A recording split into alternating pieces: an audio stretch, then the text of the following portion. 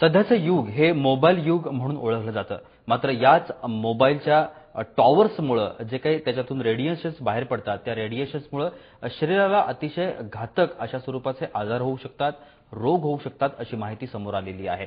त्याच पद्धतीने मुंबईमधले अनेक असे मोबाईल टॉवर्स आहेत हे अनधिकृतरित्या बांधलेले गेलेले आहेत। याच संदर्भातला एक विशेष वृत्तांत आपण पाहणार आहोत। मुंबई आणि उपनगरामध्ये मोठ्या प्रमाणात उभारण्यात येत असलेल्या मोबाईल टॉवर्समधून बाहेर पडणारे इलेक्ट्रोमॅग्नेटिक रेडिएशन्स हे 4500 ते 6000 मिलीवॅट्स असल्याचं कॉन्जेट कंपनीनं सादर केलेल्या सर्व्हेमध्ये नमूद करण्यात आलं आहे।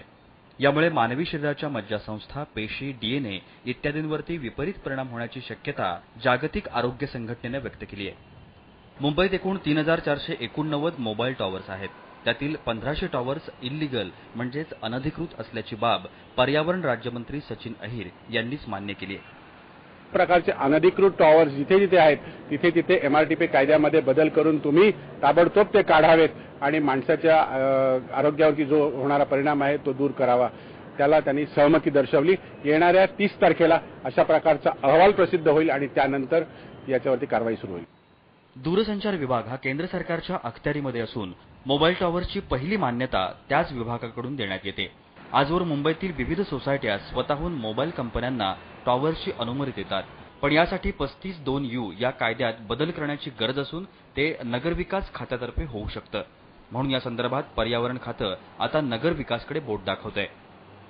अनधिकृत अधिकृत पेक्षा मला असं वाटतं ते तर महत्त्वाचं आहेच, अनधिकृत ते काढावेच लागतील, पण जरी अधिकृत टॉवर्स असले ते सुद्धा आपल्याला बघावं लागणार आहे की ते कुठे इन्स्टॉल झाले पाहिजेत। कारण WHO आणि बरेच वेबसाईटवर इंटरनेटवर गेलं आणि ह्याच्याबद्दल माहिती डाउनलोड केली तर असं दिसून येते की कॅन्सर, इम्पोर्टन्सी, ॲम्नेशिया आणि असे अल्झायमर असे वेगवेगळे डिझीजेस लोकांना होत आहेत आणि होऊ शकतात।